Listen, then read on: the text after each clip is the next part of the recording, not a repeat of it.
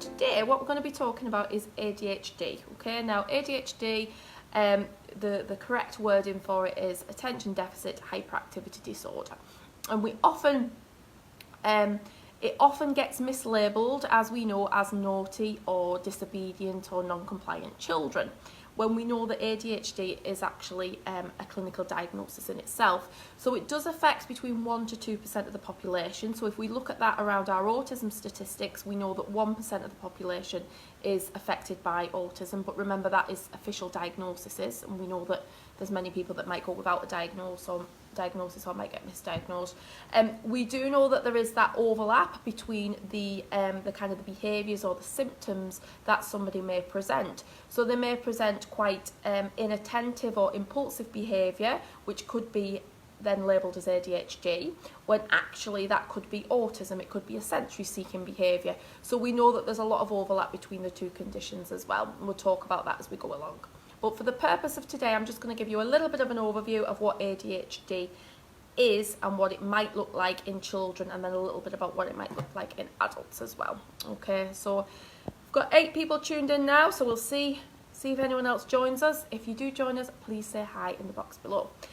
Okay, so one of the first components of the ADHD that I want us to look at is hyperactivity, and I suppose this is the one that it's one of the more common ones that we think of, you know, when our children and young people are being kind of inattentive, they're being easily distracted by things. So you might be trying to get them involved in an activity and they're really struggling to focus on it, and they want to be on to the next thing, or they want to disengage altogether.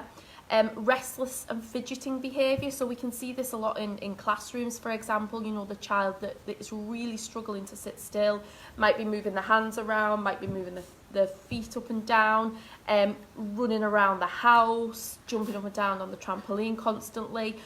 That kind of fidgety and kind of restless behaviour is sometimes a behaviour or a component that's associated with ADHD.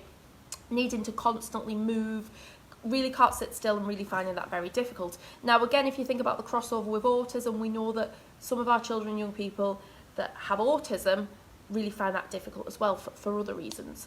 We also find that in adults this kind of fidgetiness still exists, and some people refer to it as internal restlessness. So I don't know if anyone's ever had this. I've had it before, where you're kind of sitting but you just can't settle. You need to be on the move, you need to be doing something, and your brain is just overthinking things. And you know, this happens at night sometimes. If you're trying to get to sleep, you're kind of lying there, and all the things that you're worried about, or all the things that happened that day, it kind of comes in your head, or you kind of start thinking really random thoughts about things, and you just can't sleep.